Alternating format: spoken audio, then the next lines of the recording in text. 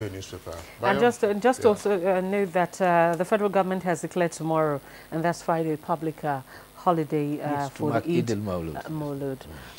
All right. So, Bayo, thank you for being here today. Thank you. See you tomorrow. Do I get a holiday tomorrow? No, not at all. No. Well, many organizations are open tomorrow. You'll have newspapers. You will also have newspaper to be on air.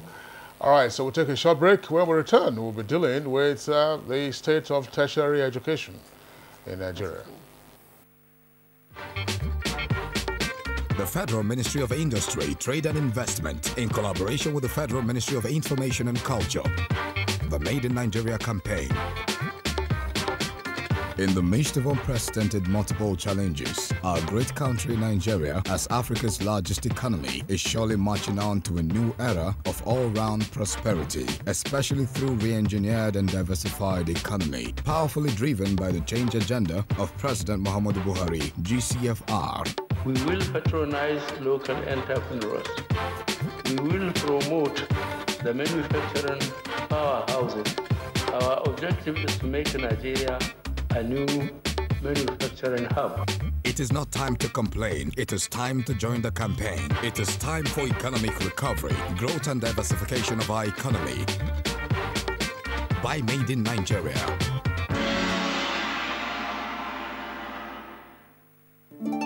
Helen!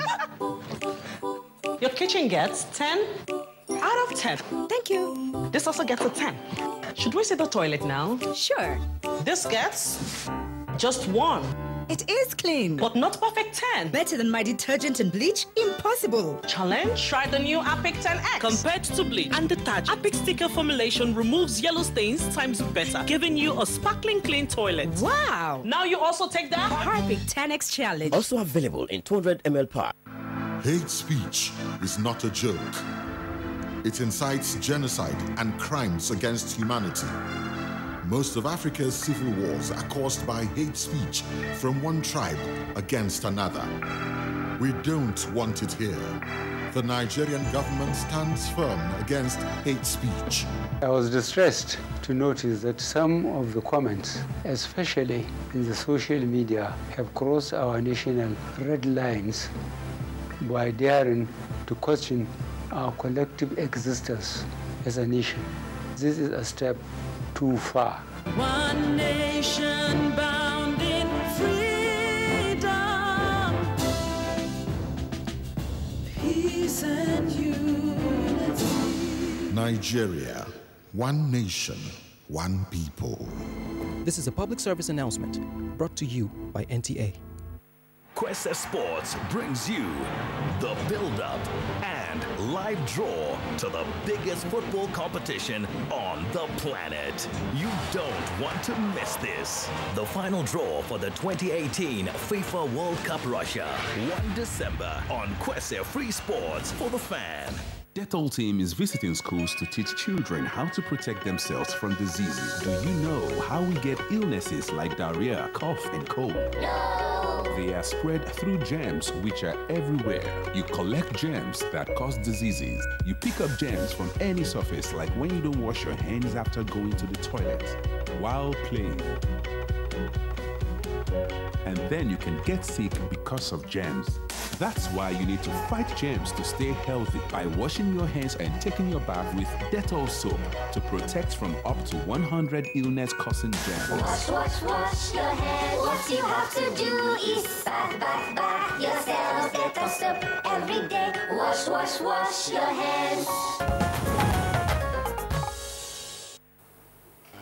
All right, welcome back. Here is still Good Morning Nigeria, reaching you on the network service of the Nigerian Television Authority. Now, for us to begin our discussion on the state of tertiary education in Nigeria, let's reflect on some of the comments made by the guests that we featured on yesterday's edition of the program, which took a look at the state of secondary and vocational education in the country.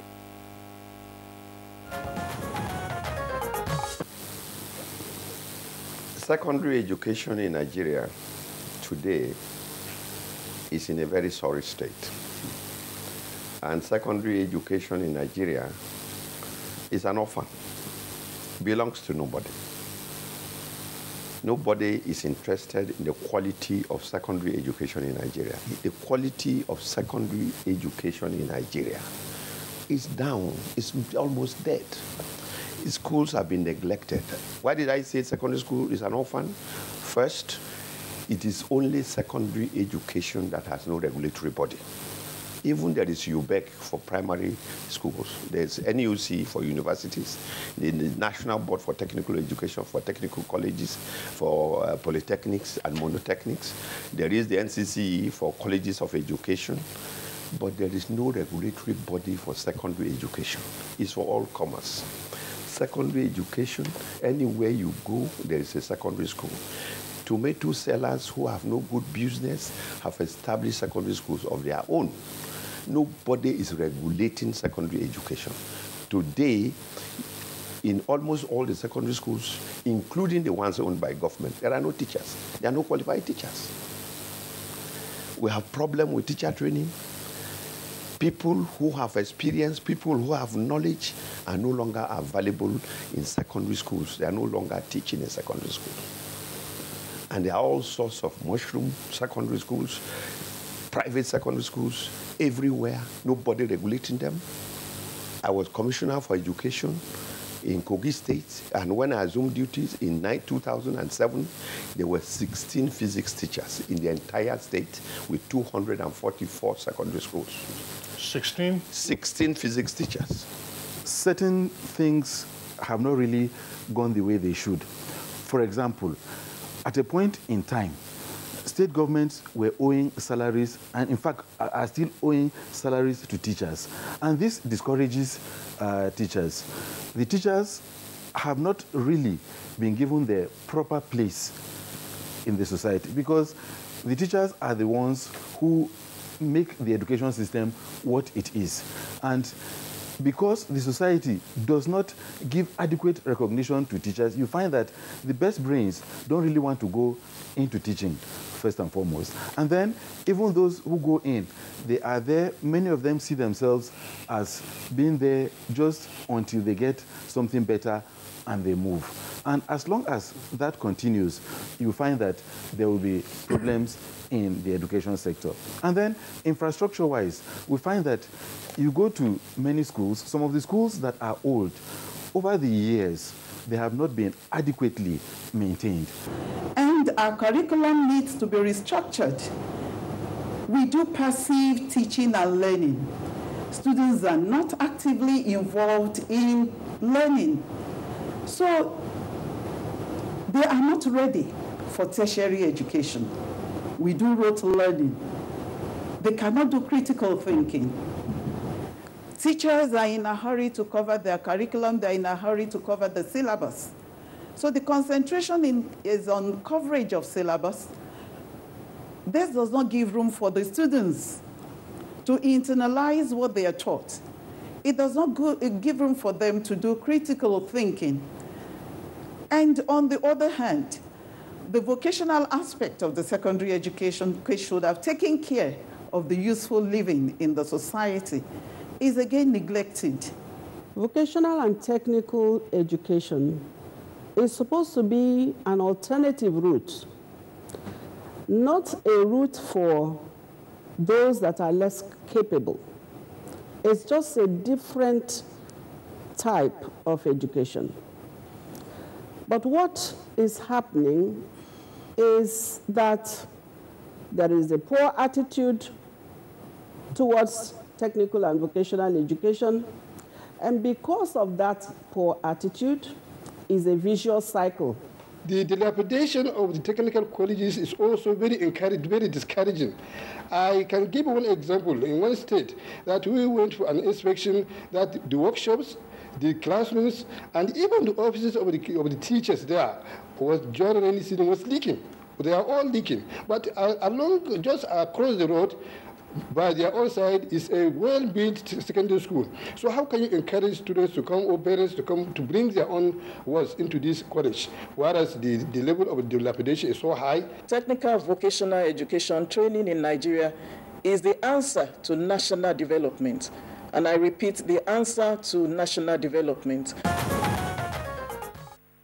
All right, now those were the guests that we had yesterday discussing the state of secondary and vocational education in the country. So today we are climbing upstairs to the tertiary level, and we have guests with us here in the Abuja studios as well as at our network centers. First, we would like to at this time welcome the Vice Chancellor of Ahmadu Bello University in Zaria is Professor Ibrahim Garba. Professor Garba, pleasure to have you join us on the program. Good morning, thank you. Also here with us is Professor Muhammad Mainoma, Vice Chancellor, Nasarawa State University, Kefi, next door to us here in the Federal Capital Territory. Professor Mainoma, pleasure to have you again on Good Morning Nigeria. Good morning, Nigerians. Okay, and still with us here in the studios is the Director Tertiary Education of the Federal Ministry of Education, Mr. Joel Ojo. Mr. Ojo, pleasure to have you with us. Thank you. All right. And also, just as Kingsley indicated earlier, we have an array of guests from our Kaduna studios. We're being joined by Professor Gobaje Idris, Rector of the Kaduna Polytechnic. Good morning and good to have you join us. Good morning. And also joining us from Lagos is Mr. Johnson Abeli. He's the Chief Executive of Light Field House International.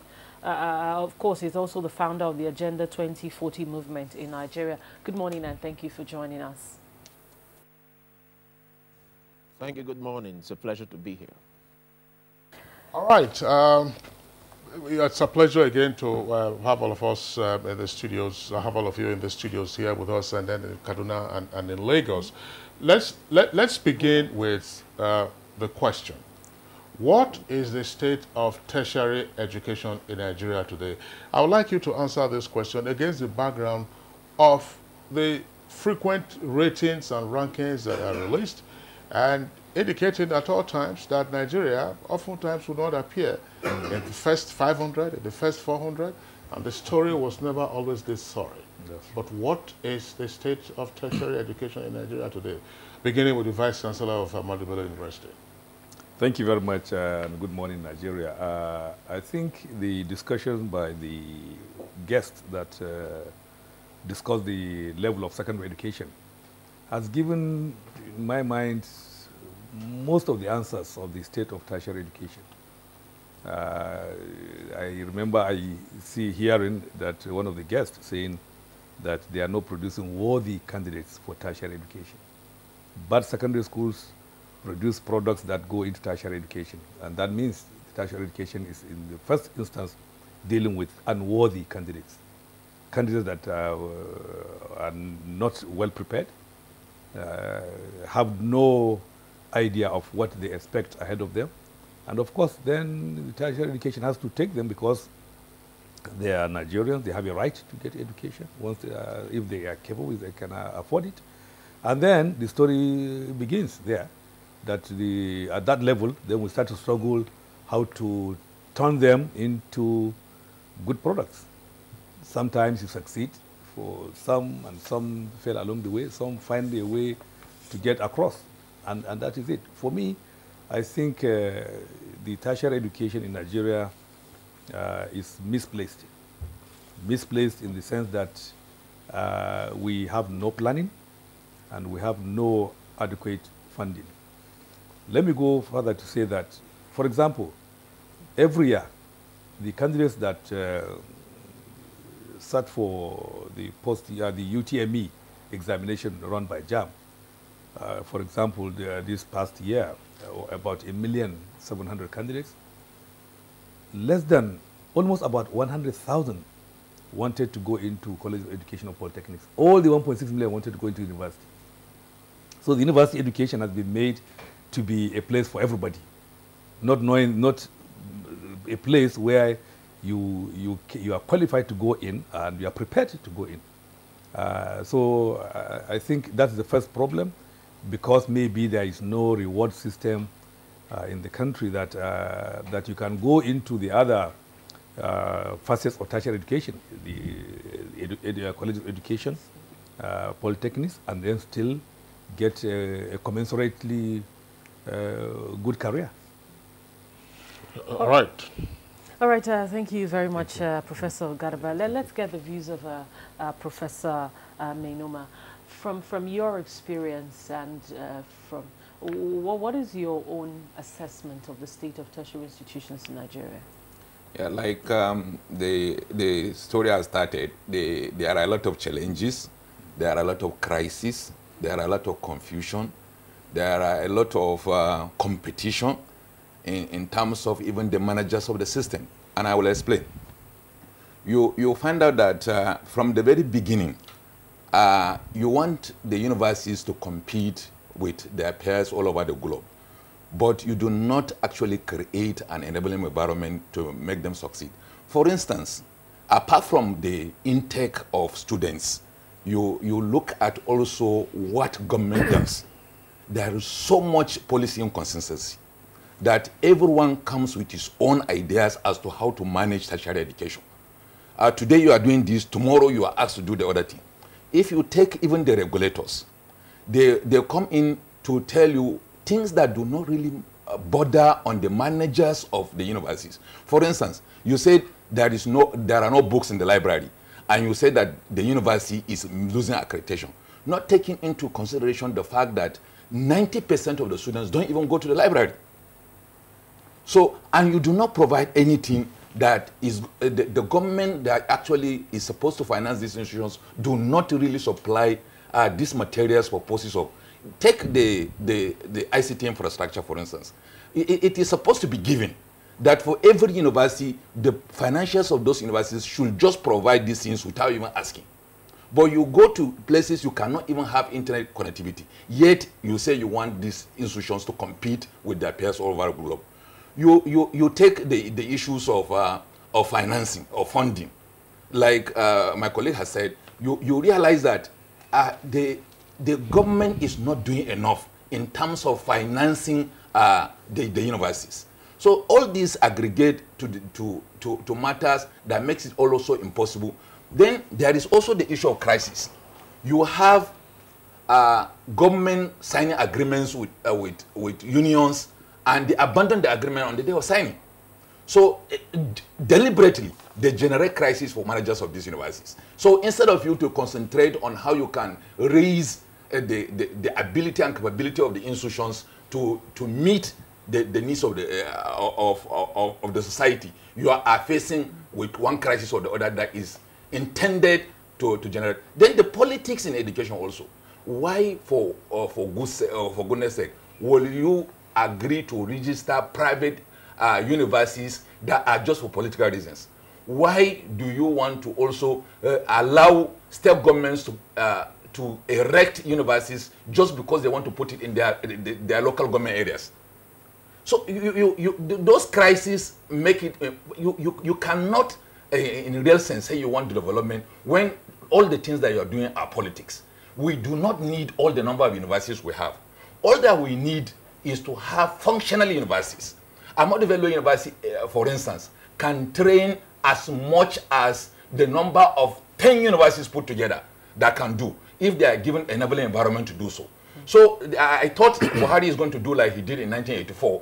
When he came in, there were established federal universities, what they call these Federal University of Technologies. He merged them with other universities, like Abubakar Tafawa Balewa University at that time called Federal University of Technology, Bauchi. It was merged with Ahmadu Bello University. Like the University of Makurdi, it was merged with University of Jos. And for a very long time, they were able to, before they now actually advance to a stage that they can call a university. The problem we have is that if you continue to increase the number of universities, you will not have the teachers. If you take my discipline, for instance, there are not up to 50 professors of accounting in Nigeria. Where are you going to get the professors that are going to teach the students in 140 universities?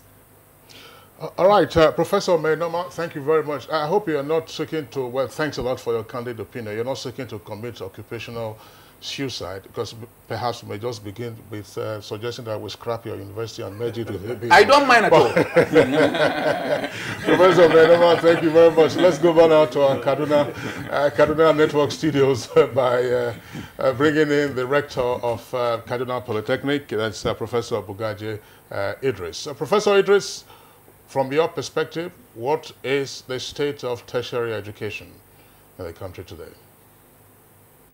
Very much, and good morning once again to our viewers. Now, if we were to use one word to describe the state of tertiary education in Nigeria. That single word is crisis. Crisis in the sense that it's not just in terms of the way the universities are run, but even the curriculum. We are running our polytechnics, universities, and colleges of education with 20th century curriculum. A curriculum that does not address the demands of the Nigerian economy. It's not demand-driven. We are just teaching like training parrots. What we use in our undergraduates are still being taught today, even though the political, economic, and social environment has changed. Unfortunately, we are still maintaining those kind of curricula. Now, the good news is we have a setting that could bring change. We have vibrant unions. I do not see much negative in the demands of the unions, because the unions of academic staff of polytechnics, universities, etc., are in reality the conscience of the system. If not for their steadfastness, probably higher education in Nigeria could have collapsed. That's one. Number two, we have a minister who is ready for change. In the second to the last strike, for the first time, a minister of education came out to accept and acknowledge that government was at fault. That is a good starting point. And then thirdly, we have a president who is ready for transparency. So I think with these combinations, we should be able to reinvent higher education in Nigeria. The way we are running higher education at the moment will take us nowhere, economically, politically, and socially. If we compare Nigeria with other countries that are our peers, like Ghana, Malaysia, Singapore, and even South Korea, I mean, you can see the great wide difference, I mean, the wide gap between what is happening in those countries and what's happening here in Nigeria. For example, if we take technical education, from which is where I am at the moment, in technical education, for every single engineer produced by the university, you require 5 technologists in a properly managed economy. Today, we have more faculties of engineering in universities than schools of engineering and polytechnics. Government should stop creating new universities. For every university, we require nothing less than 5 polytechnics so that we can produce the technologists who will support these engineers and other professionals to deliver. So the situation we're in is we are just going without direction. And that's why I said we are in a state of crisis. The issue of funding. Funding is fundamental, but you see, you can also fund, and if it's not efficiently used, you will not deliver.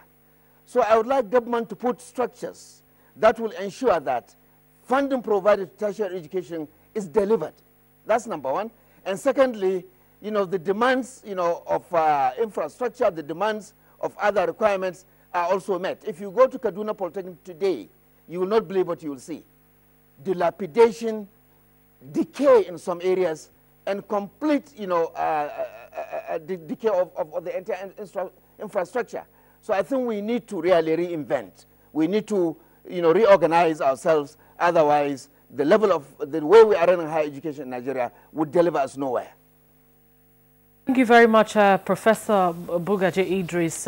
Let's go now to our Lagos Network Center, where we have Mr. Johnson Abley. You've listened to the vice chancellors and the people who are in these sectors, running some of the sectors. Well, what is your assessment of the tertiary institution in Nigeria right now? Yeah, thanks very much for this opportunity. I work a lot with private sector, so you could say that I am both on the demand and supply side of policy when it comes to education delivery. And because of the work I also do with school owners and policymakers in government, I have had the opportunity to compare both sides. And I think that one of the major challenges that we have always had is a disconnect between the academia and the marketplace. And the reason for this disconnect is a complete lack of vision on the side of the people who make policy for education. Now, one of the words that have come out very strongly in the conversation that the vice chancellors are having is the fact that there is complete crisis. And that does not even nearly begin to cut the issue.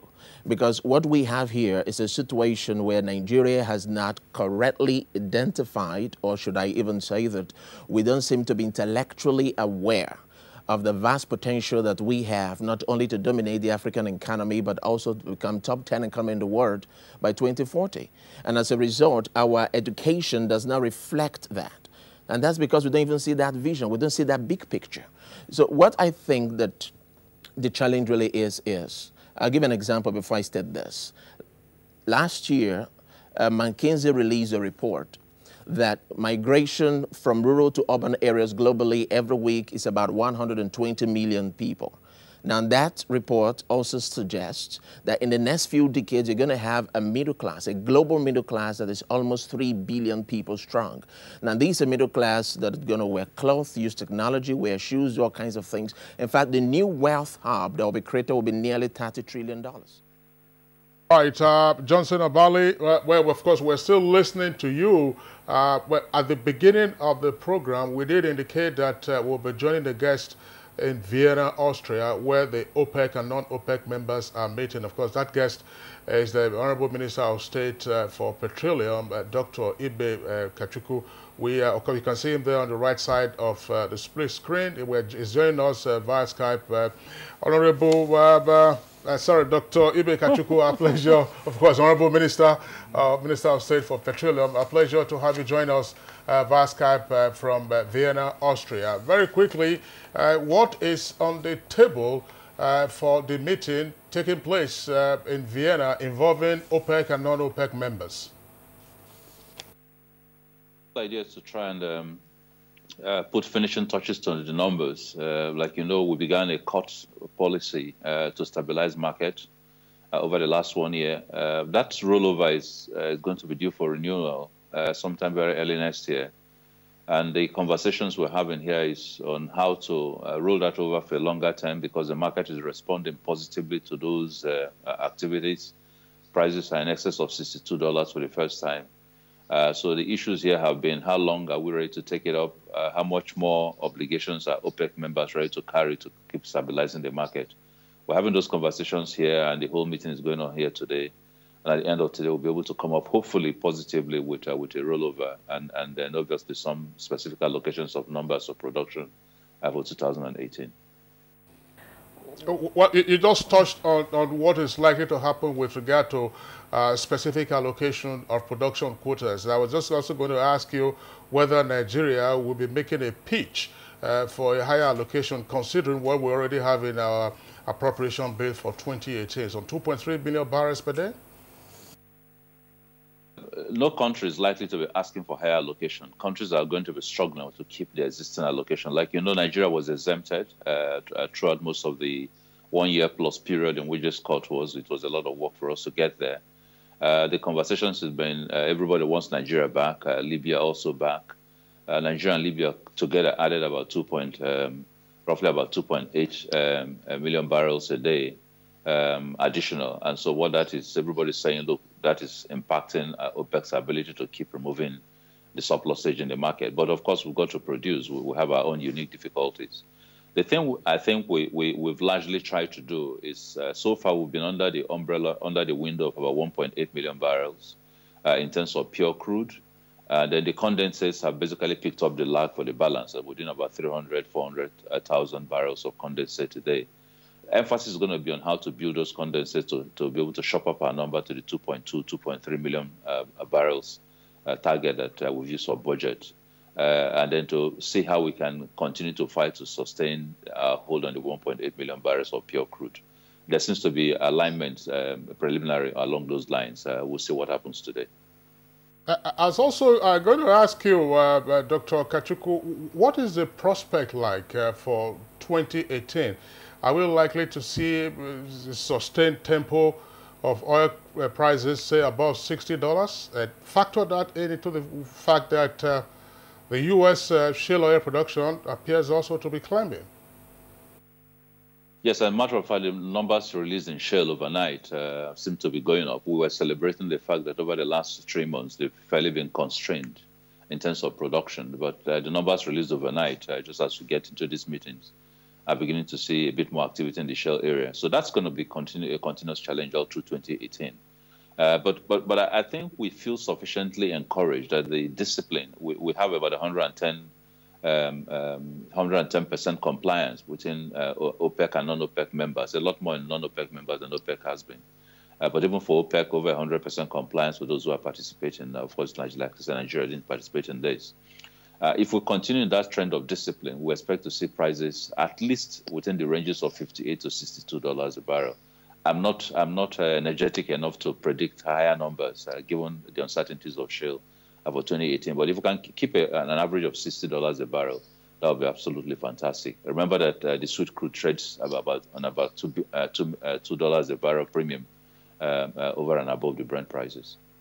How long is this romance between OPEC and non-OPEC members likely to last, considering the almost historical competition involving the two blocs? I hope it goes on for as long as it takes to keep this prices stable. It's 2018 probably, knock on wood, I think we'll probably have in the bag.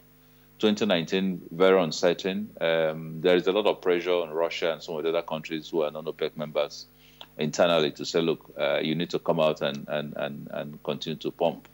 But I think everybody's realized that we've made a whole lot more money using this than we were when prices were at 28. So it's better to leave the barrels on ground and be disciplined about what we produce and continue to crank out the numbers. I think 2018 is fairly certain that we'll be together. The non-OPEC members are insisting that some countries that were exempted should leave the exemption list and come back on block, including Nigeria. They're also insisting that those who haven't had 100% compliance with OPEC should also be brought in. And so that's going to be taking a lot of our attention in 2018. But all things being equal, I think 2018 is okay. Post that, not certain. It depends on what happens in shale. It depends on how the prices behave. It depends on whether we're going to see the gains that this discipline has brought to us. I remember Nigeria was in the forefront of pushing this policy. So I'd like to see it gone forever, if you may, as long as prices continue to be unstable. What's happening now, together with the apparently rosy projections, mean for our own domestic policy environment in terms of driving further investment in oil and gas, as well as the appropriate documents, such as, for instance, the Petroleum Industry Bill?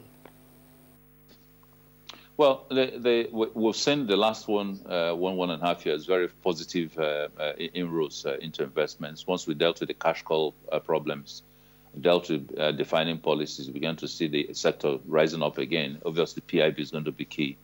But you will continue to have challenges because, let's face it, 2018, we do not have our own analysis that we do not have immediate fields that will bring barrels fairly quickly. But 2019, the FID is being planned in 2018, Zabazaba, Bonga West, and all that sort of stuff, which cumulatively should add about 500,000 barrels. And there are also all kinds of small fields that have a potential for under 200,000 barrels. So all in all, FIDs in 2018 probably will generate under 750,000 barrels into 2019. Now that's when you begin to struggle, because then you don't have those volumes and you have the OPEC limitations and you may not be able to produce those very easily. Now, what then do we do? For me, I would then move on to the area of cost. And then you're going to start having very strong competition between producers in terms of their cost elements. Those who produce for us at much better cost obviously will have their barrels in the market, no need selling oil that is already lost in transit in terms of your profit margin. So hopefully the market gets better. We can have a lot more leverage.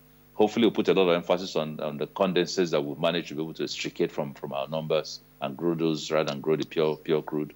Hopefully we can begin to look at internal refining so that some of our barrels can get refined and not lost. And then hopefully begin to focus a lot more on issues that deliver cost on the table. All right, that's the Honorable Minister of State for Petroleum, Dr. Ibe Kachukwu, joining us via Skype from Vienna, Austria, where he's attending a meeting of OPEC and non-OPEC members. We'd like to thank you for your time and then for your contribution to our program this morning. Thank you. All right, back again to Abuja studios. We're still with principal item for discussion today, which is on the state of tertiary education in the country. We've already taken comments from two vice chancellors, of ABU and Nasarawa State University, as well as the rector of Polytechnic in Kaduna, the Kaduna Polytechnic. We had a comment from our guest in Lagos. He was crunching some very critical numbers. But I think that, Abale, we'll come back to you when we are dealing again with what the system needs to do to respond to some of the opportunities that are out there in terms of revising curriculum and all of that. So we'll keep you on pause and then bring in Joel Ojo with us here in the Abuja studios. He's director of tertiary education. Mr. Joel Ojo, well, I'm not going to ask you what the state of education is. You've listened to the comments of the various guests. It would appear that policymakers and their policies are operating on a different tangent from the institutions and the demands of the political economy. What's your response? First of all, let me agree. I want to agree with them that to some extent there are challenges, no doubt about that. But every policy inputs that Nigeria has rolled out over the years, all stakeholders have been invited, to give in inputs. And the recent one, which is the Ministerial Strategic Plan, launched by the Honorable Minister of Education, Malam Adamu Adamu, all inputs were sought from all stakeholders, the academia, the industries, everyone that is concerned with education has been invited. So to that extent, I would disagree that the whole blame can be shifted on policymakers, because there's no any policy that will be implemented without, inviting or seeking for contribution and inputs from all stakeholders, including the academia. For example, the last sorry, Mr. Ojo, this is now, we're not shifting blames. Neither are the other guys shifting blames. No. Professor Idris, rector of Kaduna Polytechnic, described the situation of tertiary education in Nigeria in one word, according to him: crisis. So how is it that we got to this crisis point?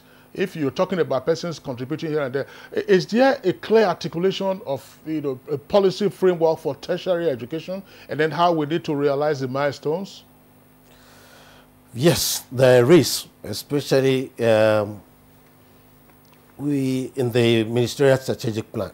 We acknowledge all the issues, the challenges, well articulated, the strategies of ensuring that these challenges are tackled are well initiated.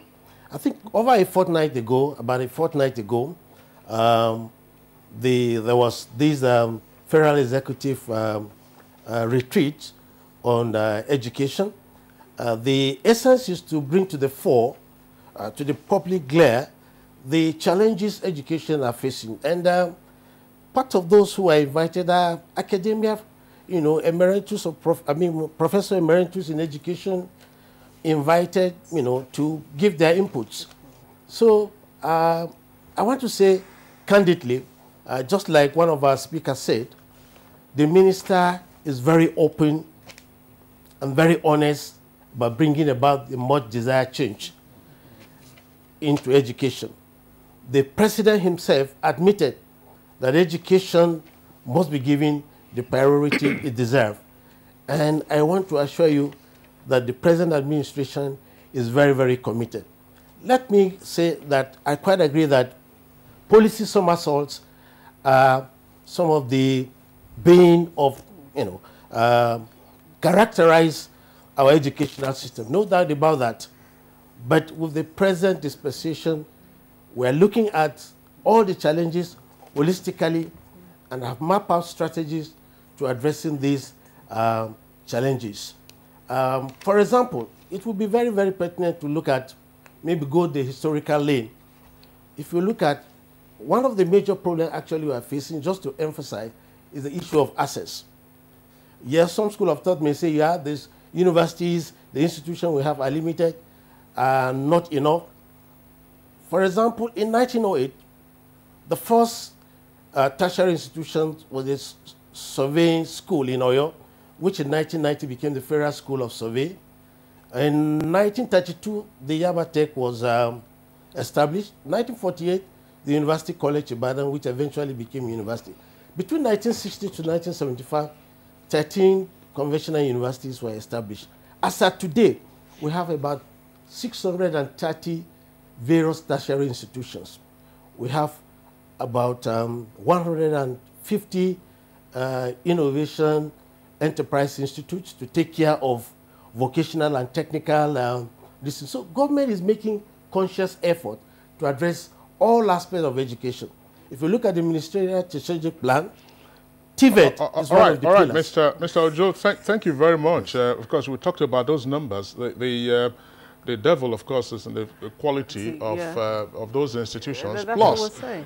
you know, how marketable your products are when they are there in the marketplace. That's what Abali was also referring to, Rhoda. All right, Professor Ibrahim Garba, let's look at one issue that every one of you seem to agree on, and that's the issue of funding. Correct. It's common knowledge that, of course, the money being allocated to education is grossly inadequate, even though UNESCO is saying 25% of budgetary allocation. But so far, Nigeria has been doing less than 10%. What impact is this really having? Yes, I think this is very fundamental because, you see, education is a product. Whether it's a degree, a diploma, have we ever looked at the cost of getting that product to market? We know in Nigeria, for example, many parents aspire to send their children abroad nowadays because they don't trust or they are not satisfied with the quality of education their children are getting or the lack of access to that education in Nigeria. Now, if you send a candidate, a child, to any UK university, how much do you pay? The child that goes to the UK university is the same degree. Let's say you are taking a bachelor's degree in engineering. It's the same curriculum we teach here. It's the same British system. In fact, what may surprise you there, you go there and find out that some numbers of the professors that are going to teach them are Nigerians also, that have immigrated there, trained in Nigeria in the past, and then they teach the British students and the foreign students as well. Now, that means for every system that you see produce a product, there must be a cost to it. The cost of one session of education in Britain for a foreign student, £10,000, £15,000. Have we asked ourselves how much are our students paying? And who pays the balance? Because if you don't, because we know that the government has said repeatedly that university education or tertiary education is free tuition. So it's free tuition. So what it means is that what the students pay is just some charges for other services, but it's not tuition. I know today in my university, an average undergraduate charges is about 20,000 naira per annum. So student pays 20,000 naira per annum to get a product that costs probably, let's say, 200,000 naira per annum. Who puts the balance? If you don't put the balance, you get a substandard product. And that is why it's a common life. If you go to a market, I'm sorry to say there are products that are from certain countries that are considered to be cheap, but will they serve you as much as the product from the other countries that are known to be good quality? So if you are prepared not to invest enough to get the quality that you deserve or that the candidate deserves, then certainly you are getting a product that cannot be as competitive as it ought to be, given it's a global industry. All right, Professor Garba, thank you very much. Let's bring in Professor Menoma now. This is your area. Of course, you are a professor of accounting. 2 points that I would like you to address. When are we likely to overcome the hangover of the Ali Must Go protests that occurred 40 years ago with regard to tuition-free tertiary education? And how much is reasonable to now expect students to pay in public tertiary institutions? Because we know already that for private tertiary institutions, you have to pay. Now, but how much is reasonable to expect them to pay at that level? And for how long can we continue to foot drag and believe that we are running a welfare system, and yet all we come out with will be the dismal numbers about our rankings? Honestly speaking, my approach would not be that how much, like he said, it is a product that you have to pay for. I agree entirely. But I do not agree that parents should pay. Why? And why I say I do not agree that, because if I look at myself, if you were asking me at the time that I went to ABU to pay 2,000 naira, I wouldn't have gone to school. And there are more than 90% of these children in this country today that, because of the earning capacity of these parents, because of what the government and also the economy is doing, it is impossible for these people to be able to cater for the education of their children. But since we have a government, and at this level of development, those places that you find people are able to pay for the education of their children, it is because there is an enabling environment where people can aspire to do work and be paid adequately. If you make tuition to students who pay tuition, most of us university lecturers cannot pay for our children. So it is very important that government takes this thing significantly as a matter of fact. Like you are saying, from the point of view of the budget, there is nothing wrong for the next 10 years in this country, for instance, that the concentration should be on education. That the moment people are educated, they don't even need to go to hospital again. That you find out that the level of sickness will reduce automatically. The moment that there is an enabling environment where people have the capacity to do work for themselves, they don't need to get government engagement. But once they are educated, they'll be able to be productive. And that will mean increase in economic activities that will generate the income that government will get taxes from it and pay for this education. So it is not about the children, the parents paying for the fees. It is about government looking for ways and means to fund this education adequately. And I say it is simple. That instead of them to do, like... Is there any... Well, oftentimes we talk about international best practice. Yeah. Can you give us any comparative example where... Just hold on, please. Where government is funding tertiary education If you go to the United States, for instance, citizens of the United States don't pay school fees if they are going to public institutions. What is happening not universities. At the universities. Which of the universities? State? In all the universities, they get scholarships. In all the universities. And you see, what is happening is this, that, but it is level of development. The moment you don't go to, if you go to public institutions, you will find out that it is government that caters for you. What we are saying is that it is even at different levels of development. Where we are today, it is important to recognize that we are at a development stage. We will reach a level where people are empowered, they will be able to pay for these fees. But for now, we need to create an environment where people will be educated and there is some level of development. Then you cannot share the fees with other people. All right, let's go to Lagos, where we have Mr. Abali. I'd like you to come in here in terms of funding. Professor Mainoma seemed to disagree with Professor Garba here in terms of funding. Should government be doing more of the funding, or should we see parents also coming, since we're talking about quality? Well, thank you. I think it's been a very exciting conversation. But first of all, I'm having a bit of challenge understanding what the professor means by Americans don't pay school fees. They are all in scholarships. I've had a small privilege to be around that environment for some time. I think what the Americans do is that they have a robust student loan program that allows you to take up a loan all the way to, your PhD level if you want, and then they help you spread that loan over 20, 30 years, and then you do not start to pay that loan until you have a job that pays you at least $15,000 annually. So they've structured it in such a way so that students can take loan and expand their opportunities for education as much as they want. That's what I know of happens in those places. To get genuine education, it costs quite a lot. People will have to fund it. And government anywhere in the world doesn't seem to have the capacity to provide the kind of education that is required. That is why you discover that countries where education do very well have very little government intervention. If you look at Finland, Finland doesn't even have a federal ministry of education. It is funded entirely independently by its people, but they are consistently producing the best learning outcomes globally as far as education is concerned. They are currently top 5 right now. Now, when it comes to us locally, we can begin to look at what has happened in other places. For instance, the student loan program. I partly agree to say that, you know, the economic situation in the country will make it absolutely difficult for indigent students to go to school because they can't afford the fees. But government should be able to provide some kind of incentives on the loan program and allow people from university level to go on. I know that I think we have some sort of education act that ensures that children are able to go to school all the way to secondary school for free at the federal level.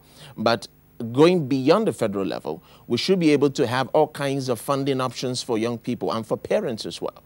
Because the economy as it stands right now cannot sustain parents who are not able to, you know, provide this kind of funding that we know the quality that we're looking for demands. So when it comes to funding, we need a lot of creativity and imagination as a people. It's not all the time we want to ape what has been happening elsewhere in the world. We have to look at our own unique situations and ask ourselves, what can we start to do differently as Nigerians to make sure that we have more young Nigerians going into school, because as a matter of fact, our future, our collective future as a people depend on the quality of people we're able to raise. So if we're able to see the bigger picture of where we need to go as a country and the quality of human capital that we need to drive our economic aspiration as a country, then we have to start to think about funding as a very major issue, bring it to the front burner of the discussions.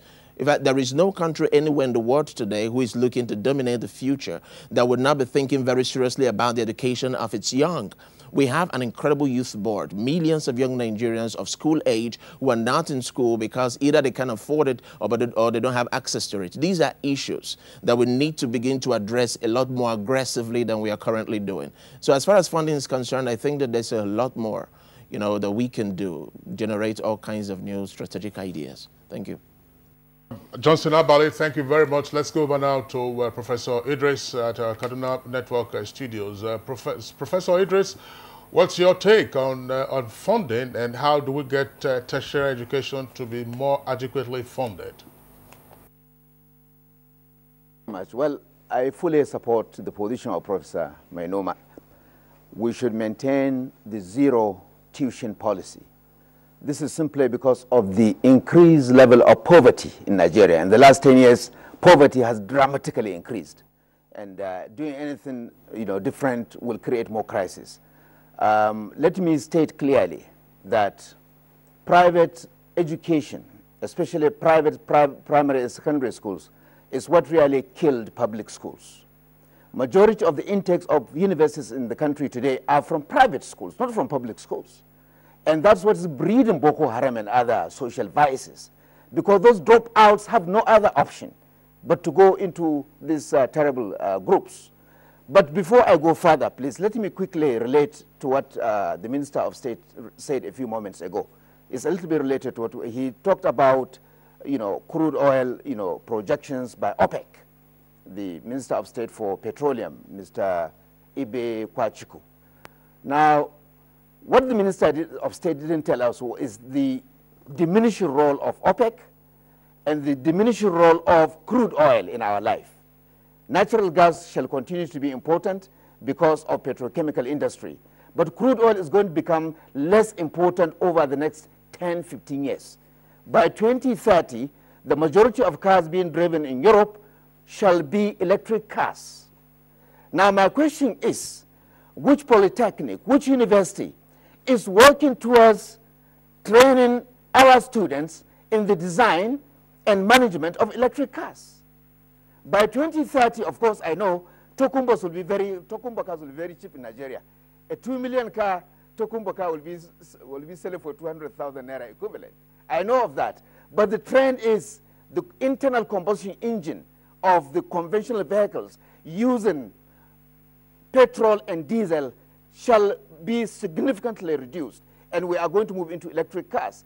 Which university, which polytechnic is having that kind of vision and focus so that we'll be able to train students to meet those challenges? Coming to funding, back to funding. Why do we need NUC, NCC, and MBTE? Why don't we scrap these three bodies and have one single body, a national commission on higher education? You are going to cut costs. You are going to cut the unnecessary dichotomy between HND and degree holders. You are going to solve a lot of other problems. So these are measures that I said prudent management of the resources. There are better ways to cut costs than to increase school fees. Thank you. All right, Professor Idris, thank you very much. Well, let's come back to Professor Garba. Professor Garba, you would appear to be the only bourgeois among the professors because your brother professors, they are professors in social. And I don't want to be seen that light, to be somebody who is propagating for unnecessary charges or fees on students. No. Let's be realistic to ourselves. My father was a very poor farmer. But I tell you, when I was in primary school, my father was paying £3. That's right. 50-something years back. £3. Maybe some years he can pay £2, you know, and a bit. At the end of the school years, they will say, okay, you are being owed, you owed so much. Maybe you can settle, they can amnesty, whatever it is.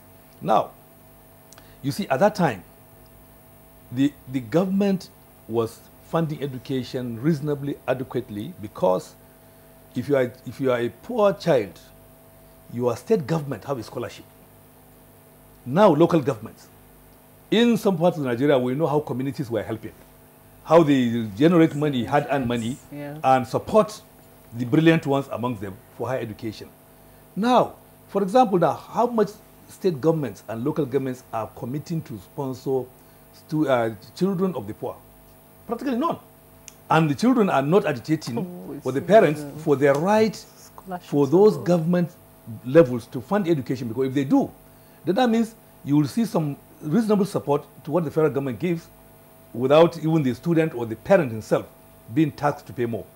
So there are those kind of things. Some philanthropists, well-to-do people, do take the responsibility of paying for their children and for others that are indigent. Now, what happens now is that you find the same university now, some of the students have a way of getting sufficient money to keep themselves, but they pay nothing, so the excess is put to all kinds of things. You see students that are having phones that are better than the lecturers, students drive cars, students go to socialize in areas where lecturers can't go. Certainly those kind of students don't deserve free education like the children of the poor. Zero tuition. Exactly. So you must begin to see those that can afford to pay, even in the developed world. If your income is reasonably high, you pay. But if your income is less, then of course there is one kind of support, like our guest in Lagos said, either it's a form of loan or some philanthropic support from well-to-do people. I was just wondering, gentlemen, maybe Johnson Abale can take this before we take reactions from our viewers. This zero tuition policy came about at a time when the oil boom, was booming. In the 70s, Nigeria's population was less than half of what it is today. Can we reasonably expect us to continue to fund tertiary education on the basis of the near zero tuition policy that we have? Abale. Thank you very much. I think the idea of the zero tuition policy is pure politics. You mentioned the 1970s. The 1970s was such a time when OPEC was formed, and suddenly we have new petrodollars that came in and increased our capacity to do more. Unfortunately, even the leaders at the time said they had more money than they know what to do with. So maybe that's part of the idea of, running out tuition for free. What we are saying is that it doesn't make a lot of sense to absolve parents or guardians entirely from paying something, getting involved in some way in the education of your own child. Because in the end, the quality of education the child gets translates back to the quality of life you get in your old age. You see, what I think should begin to happen right now is that Nigeria needs to start to rethink how it funds education. If we have a bulk of our people, some statistics say 70% of Nigerians are poor. Now, maybe poor enough not to be able to afford education. What kind of scholarship programs can we put in place to help those ones who are too poor to afford education? Apart from the scholarship, what other student loan programs can we put in place? We cannot cannot continue to let education go unfunded. The whole idea of no input whatsoever from the receivers of education is not really very smart, because even if you look at it, you don't value too much what you have not made a personal input into. So you need to be able to make some sacrifices, make an input. Like the Vice Chancellor said, his own father paid a bit to be able to send him to school. That bit that a father paid becomes the measure for his own commitment to the education and becomes an incentive again for the child to want to do well, considering the sacrifices that the parents are making. Children drop out of school at will. Why? Because you see, there is really no cost to the parent. You know, so because you don't pay for something, the value you attach to it comes down to nearly zero. But when your own input is part of the process, you realize that the quality and the attention that you pay to the kind of education you get will improve. And also the accountability you demand from the system will improve. Right now, the kind of system that we have put in place in most of our public institutions doesn't really help the young person, the learner. And the learners can't speak so much because, you know, how much are they really paying? Lecturers know these kids don't pay so much, so they can do anything they want. You know, but if those kids are paying their tuition, they will become a part of the decision-making process, and then they can insist that certain things are done differently, contrary to the way things are currently. So I really think that this zero input policy that we have made over time has not significantly helped us to, you know, fund education as it ought to have been. Very much, Johnson Abali. Let's take the reaction we're getting now from our viewers who are tweeting at us at our Twitter handle at NTAGMN. The first tweet is from Muhammad Haman. He says the quality of the universities is determined by the caliber of the lecturers and students. However, the catastrophic neglect of secondary schools by state government has for long affected the product of tertiary institutions. Secondary Education Commission is the solution now. And we have this from Oseiwe Ibagwe. It says, I don't know any country where tertiary education is the minimum requirement to be gainfully employed. And Festus Akimboyewa tweets, the money we're spending on education in Nigeria can never deliver a world-class education system. Tuition fees in our public tertiary institutions are too low. Government should privatize all public tertiary institutions in Nigeria. And then we have this from Abdul Hamid Daura. It says, I really commend the NTA for prioritizing education. I would like today's discussion to take into cognizance that the key actors in the educational system, government, teachers, parents, and students, because the success or otherwise of education will depend on them. Mike Anyako tweets, some tertiary institutions in the country are nothing but glorified secondary schools. Some were open for political purposes without adequate infrastructure. This is not good for educational development. Incessant labor issues are also compounding the quality of our education. And then Habila Zakshi says, our tertiary education is a thing of serious concern. When certificates are prioritized at the expense of productivity, and then why the BSc HND dichotomy? Festus Akimboyewa tweets, tertiary institutions should have the autonomy to design and develop their own programs of study, while government regulatory agencies provide benchmark for the core competencies in every subject to assist those involved in the program and design delivery. Amogbola Babs tweets, Finland, according to him, has the best educational system in the world. Now, a child doesn't start to go to school until around age 7. That's Amogbola tweeting. Can Nigeria understudy what works for Finland and seek to replicate same here? Well, this one is from Mayaki Moshud, and he tweets, in my opinion, funding is not the most issue. The curriculum is the issue and lack of willingness to do the right thing. Those are the tweets that we have. But there are others, Rhoda. I still have Abdul Musa. Abdul Musa is saying that it's a pity to see the environment in which tertiary institutions operate. Now, lack of adequate funding and massive corruption contribute significantly to the present state of those institutions. And Festus Akimboyewa has another one. It says, government should look into the teaching methods in our tertiary institutions. Courses should involve both formal lectures and less formal seminars in which students will be encouraged to participate and lead discussions. Mayaki Moshud again, another one, says Professor Mainoma has spoken the truth. So that's one up for the Marxists in our midst. All right, let's get back to Professor Mainoma. All right, Professor Mainoma, when you hear this comment Nigerian graduates are not employable. What do you make of it? And do you think that the people who teach in tertiary institutions are actually qualified? Yeah, thank you very much. The truth of the matter is that is going to also bring us back to the issues we are talking about. Yes, it is disheartening to hear that graduates are not employable. But like we have said, the basic problem is that those facilities for the training are not made available. And people are not looking at it from a perspective that is rational. There is no way you will say that parents should come and contribute they are doing enough. When they say tuition is free, when a student goes to the university, the totality of his feeding is on the parents. The totality of his transportation is the totality of his upkeep is on the parents. Both. It is only the tuition fee that we're talking about. When you go, even his accommodation, is totally on the parents. So the contribution of parents is very significant. But what we are saying is that at the end of the day, it is government that should arrange a situation where this institution should be funded properly. And that is going to give you the equipment that the students are going to be trained to make them employable. But to me, and there are a lot of means that you can do. For instance, I have said, there is no point setting up another university and give them 4 billion naira. With the 4 billion naira, you can have additional 1,000 more students in an existing university instead of taking 200 to a new university. So it is again what government does that is significant. When you are talking about, we say that parents don't pay anything, you say you are doing loan. The loan is guaranteed by government. The parents have nothing to do with it. That at the end of the day, the students are made to go to school free of charge as far as the parents are concerned.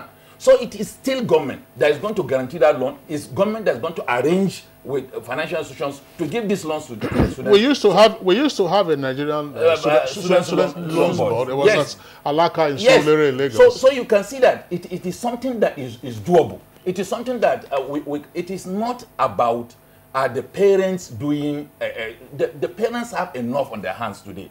That if you look at the level of people coming to school, you pity them. Those of us that operate in the university, we know exactly, even to feed, these students are finding it very difficult to feed. And with that kind of situation, they cannot concentrate in the things they are doing. Speak to the quality of teaching staff. Yes. Professor Garba. On the quality of teaching staff, I will tell you sincerely that in some of them, you have the best brains. You have the best brains in Nigerian universities. But what is happening now is that they are overburdened, that they may not have the capacity to impact significantly on all the students that you have in. Why are they overburdened? Because the government is not doing enough. So why don't you recruit some more staff? Because you don't have the funds. So how will you pay that? The government should bring it. Okay. All right. Let's get to Mr. Joel now. Mr. Joel Ojo. Mr. Joel Ojo, what is the state of HND right now as we speak? One of our viewers was actually speaking to the issue of dichotomy. What is the state of HND right now? I think in principle, the dichotomy has been removed, but there are certain, for example, professional additional qualification you need to do, some kind of bridging gap for you to, for example, if you have gone to a university, I mean a polytechnic, and obtain a particular HND qualification. Let's say, for example, you find yourself in a teaching environment.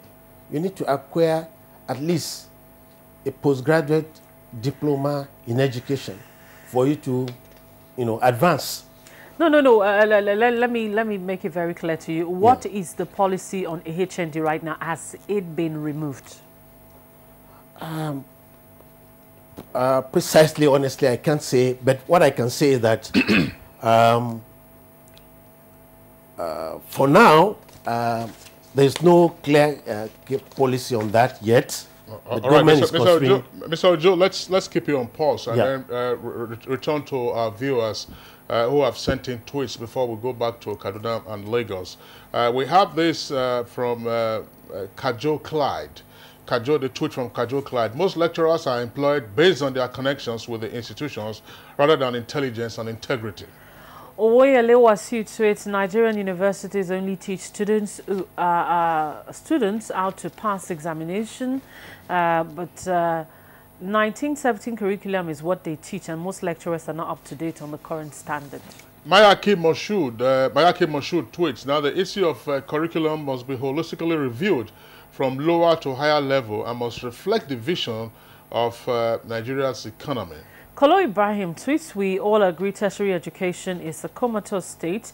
Government must prioritize funding while institutions embrace fundraising. Another one again from Kajo Clyde.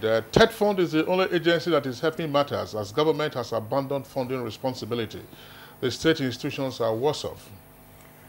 And Dele Jackson Solomon tweets, government and the organized private sector must as well fund research programs, inventions and mass production of invented products, and build innovations and adaptation centers in our universities if this nation must move out of the present technological scientific dependence. Then we have this from, it says NYS guy, probably nice guy. It said the recruitment of university officials, both academic and non-academic, is poor and affects performance adversely. Mayaki Moshut says there should be an embargo on foreign certificates like foreign goods. Only courses of national interest should be accepted if not obtained in Nigeria. Festus Akimboyewa, scrap schemes like catchment area, cut-off marks, federal character, state of origin, and others that are having negative effects on our educational system. Mayaki Moshood tweets, the Director of Tertiary Institutions in Nigeria has just opened us to the politics in our education policies. Duke Agono tweets, in addition to crisis is confusion. We must have the proper policy definition and implementation in our education. The present confused curriculum for university, polytechnic, and colleges of education will take us nowhere. Abubakar Ali tweets, funding is critical and federal and states can't do it. Fees must be paid with our leaders and elite children in schools. Now, Sani Michael Makoje tweets, it says, we know Nigerian universities need to do more in terms of providing infrastructure and improving the standard of our institutions, but they are not as bad as the ranking system with painting them. Now, some graduates of Nigerian universities are also stars outside Nigeria. What about that? That's from Sani Michael Makoje. Let's return to Professor Bugaje Idris, Rector of Kaduna Polytechnic in our Kaduna studios. Again, for purposes of funding, which we're coming back to, which impacts all kinds of things, infrastructure, the quality of staff you are able to recruit and then retain, why has it been such a challenge for Nigerian tertiary institutions to seek funding from sources other than government? Why isn't there sufficient linkage with industry, for instance? Well, I think the major reason is basically the private sector. The industries are totally decimated. Nigeria today depends almost 99.9% on imported goods and services. Unfortunately, that's the situation. And as long as the industries are not functional, the economy will not boom, and the products of our tertiary education system will continue to roam the streets looking for jobs. Once they graduate, they come back to the same government institutions for jobs, and there are limited jobs. So the solution is, let us revamp the private sector, let's revamp the industries, and let us also have synergy between the institutions and the private sector. While I was lecturing in Malaysia in the 1990s, we had to shorten our curriculum for engineering from 4 years to 3 years, because industries were demanding and yearning for our products. We had to cancel the IT, and after graduation, the students were asked to do the IT in the industries that were waiting to take them, because the economy at that time was booming. It's the complete opposite in Nigeria. So one way to do it surely is to revive the private sector economy. I have to speak on the dichotomy, HND degree dichotomy. The dichotomy still exists. At the moment, the entry level is the same, but they have put a bar for HND holders. They can't go beyond level 14 for no reason. If you go outside Nigeria, Industries are even in Nigeria, industries prefer HND than the degree holders, because the degree holders are more theoretical and industries look for more practical hands. So there is need for government to remove that bar. Let the HND holder reach any level, because he's also a graduate of another system, a parallel system, not an inferior system. That is the main problem. And there is need for us also to look into ways of bringing synergy so that the entire supervision of HND degrees and all will be under one umbrella. I think that will be a way forward for this country. Professor Idris, thank you very much. Let's get the closing thoughts from Professor Garba, that's Vice Chancellor, Ahmadu Bello University. When are we likely to eject ourselves from the administration of tertiary institutions, universities, polytechnics that are run currently like parastatals? Well, I think we have to, much of the problems that we are into have some historical antecedents, because first of all, people talk about curriculum. Don't forget that we have inherited curricula from the British colonial masters in this country, and we have not done much to change into a current situation, meaning that universities were actually meant to train very high-level theoretical people, but very relatively few of them that can drive the thinking of the country.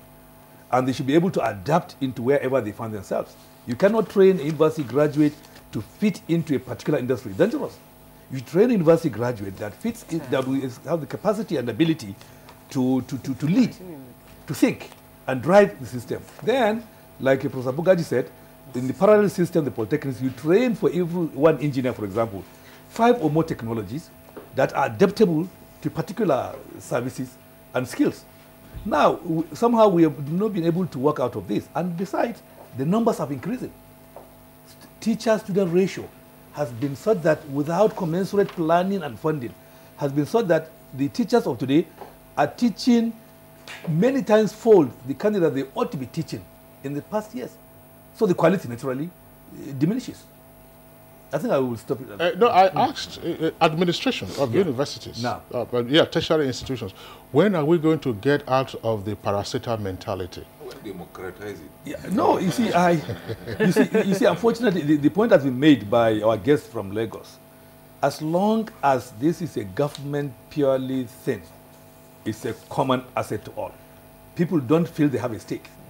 And of course, even the way the government does the funding, how does it come to the institutions, for example? Is it transparent? Is it in a manner that ensures prudence? And so on and so forth. So, you know, the universities and the institutions are living within a climb of what is called Nigeria of today, where so many things are really not done the way they should. All right, Mr. Ojo, let's get your closing comments on the issue of funding. I want to say the government is very much committed to funding the tertiary sector of the education, indeed the whole educational sector.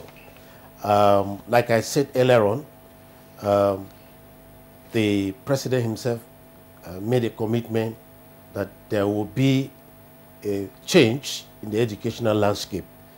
And I know he's a man of his word, and therefore we expect that there will be increased funding to address some of these challenges that are being faced in our tertiary sector. All right, Mr. Ojo, thanks a lot. Let's get the closing thoughts of Mr. Abali Johnson. Johnson, you know, just speak to all of it very briefly. Oxford University is floating a 100-year bond running to millions of dollars, hundreds of millions of dollars, 100 years bond. That's Oxford University.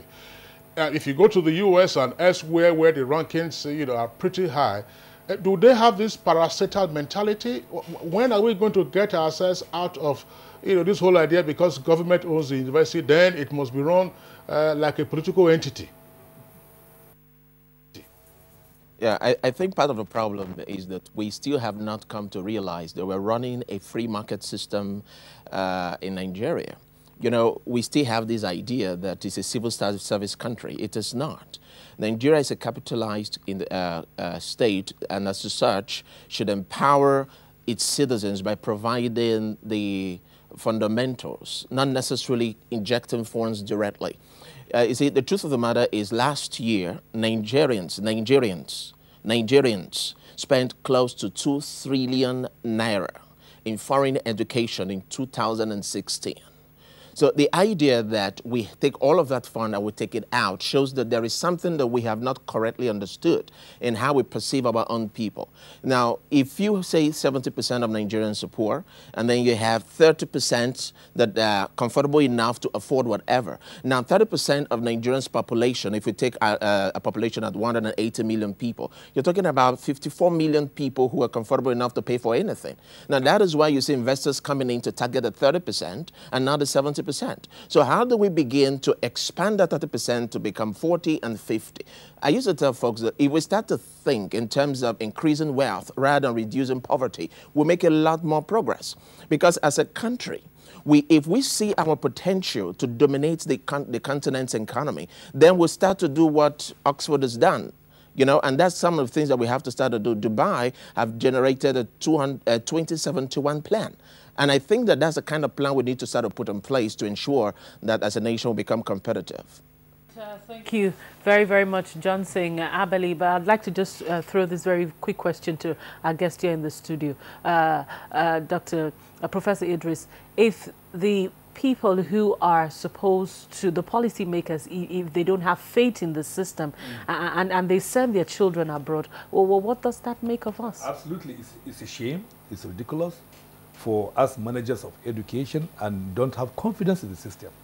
No matter how rich we think we are. It's because the country has been awash with easy money. Because from our own actual incomes, would we be able to afford what we are doing? Dr. Menoma, speak to this very briefly. It was a major problem in 1999 when they started even private universities in Nigeria. You find people in government, like Obasanjo doing Baylor University, like Atiku doing another university in Yola called American University. It is a major challenge that at the end of the day, if the people that are supposed to do policies for this are again competing with the system, then you have a major problem. So they carry their children abroad, they don't even know the system.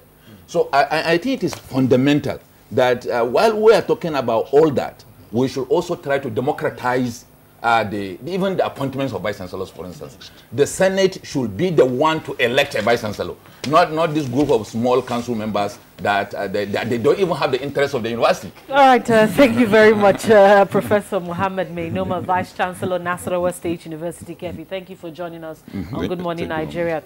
We also like to thank Professor Ibrahim Garba, Vice Chancellor, Ahmadu Bello University, Zaria.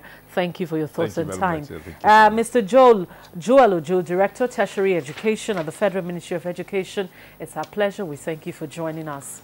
Thank you very much. And also a very big thank you to our Professor Bugaje Idris, Rector of Kaduna State Polytechnic. Thank you very much for joining us. All right, and Mr. Johnson Abeli, you joined us from our Lagos Network Center. Thank you very much for joining us. Thank you very much. So say a very big thank you to all of our guests who have joined us for this 3-day discussion where we've been taking a critical look at the Nigerian education sector. We say thank you very much. All of our viewers who have joined us in the last 3 days via our Twitter handle at NTAGMN, we thank you for your contributions. Continue to send them in. All right, let's take a look at the weather prospect for the day. Hello, welcome to Thursday's Weather Focus. Throughout the focus period, we expect the